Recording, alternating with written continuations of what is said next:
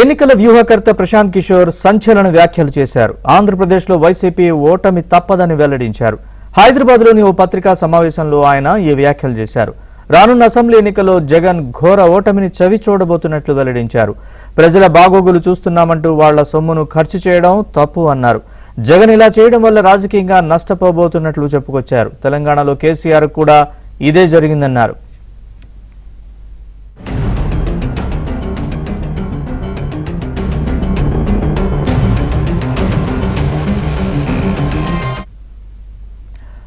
పాలనా కాలంలో ఏం చేశారనేదే చూసి ప్రజలు ఓటు వేస్తారని, ఇందులో విద్య, ఉపాధి, అభివృద్ధి ఎన్నికల్లో కీలకంగా ప్రభావం చూపిస్తాయని పీకే వెల్లడించారు.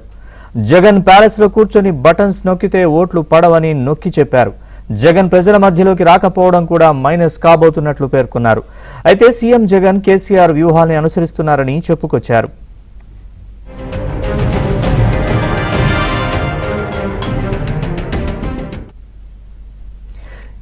ఏపీ రాజకీయాలకు సంబంధించి ప్రశాంత్ కిషోర్ చేసిన వ్యాఖ్యలపై మరింత సమాచారాన్ని మా ప్రతినిధి నరేష్ అడిగి తెలుసుకుందాం. నరేష్, ప్రశాంత్ కిషోర్ ఏమన్నారు జగన్ ప్రభుత్వం గురించి, అలాగే రాబోయే ఎన్నికల్లో జగన్ ఓటమి గురించి ఏం చెప్పారు? పూర్తి అప్డేట్స్ చెప్పండి. మొత్తానికి ప్రశాంత్ కిషోర్ కొన్ని సంచలన వ్యాఖ్యలు చేశారు.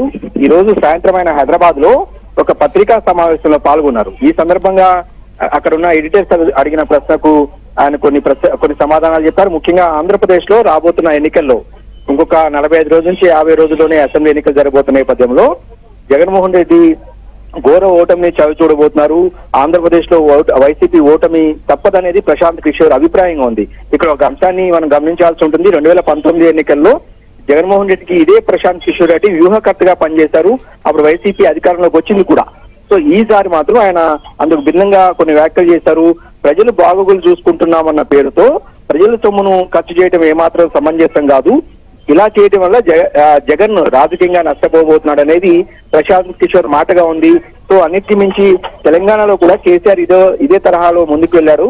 సో కేసీఆర్ కూడా నష్టపోయినట్టే జగన్ కూడా నష్టపోతాడంటూ కూడా ప్రశాంత్ కిషోర్ కొన్ని వ్యాఖ్యలు చేశారు.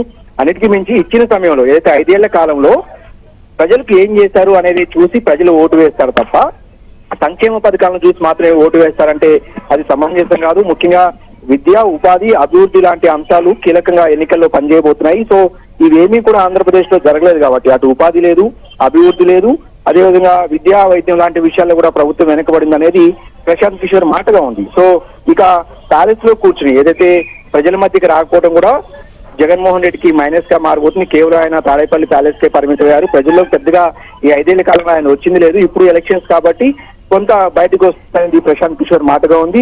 ఇక వ్యూహాల విషయంలో కూడా తెలంగాణ మాజీ ముఖ్యమంత్రి కేసీఆర్ అవలంబించిన వ్యూహాలనే అక్కడ జగన్మోహన్ రెడ్డి అవలంబిస్తారు. సో ఇవన్నీ కూడా ఎన్నికల్లో జగన్మోహన్ రెడ్డిని, ముఖ్యంగా అధికార వైసీపీని దెబ్బతీయబోతున్నాయంటూ కూడా ప్రశాంత్ కిషోర్ చేసిన కామెంట్స్ కొంత ఆసక్తిని కలిగిస్తున్నాయి. ఎందుకంటే ఇప్పటికే వైసీపీ వైనాట్ 175 పేరుతో ప్రజల్లో కలిసింది. సిద్ధం సభల పేరుతో పెద్ద ఎత్తున జగన్మోహన్ రెడ్డి అటు విపక్షాలను, ముఖ్యంగా టీడీపీని, జనసేనను టార్గెట్ గా చేసిన ఆయన ఎన్నికల ప్రచారాన్ని మొదలు పెట్టారు. సో ఇలాంటి నేపథ్యంలో ప్రశాంత్ కిషోర్ లాంటి ఒక వ్యూహకర్త చేసిన కొన్ని కమెంట్స్ ఖచ్చితంగా కొంత ప్రభావం చూపుతాయి.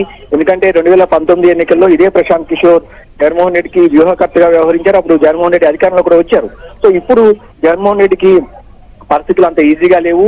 కేవలం సంక్షేమం మీదే జగన్మోహన్ రెడ్డి ఆధారపడ్డాడు. ఇది సరైనది కాదు, ఆంధ్రప్రదేశ్ అభివృద్ధిలో పూర్తిగా వెనకబడిపోయింది అనేది ప్రశాంత్ కిషోర్ చెప్తున్న మాట.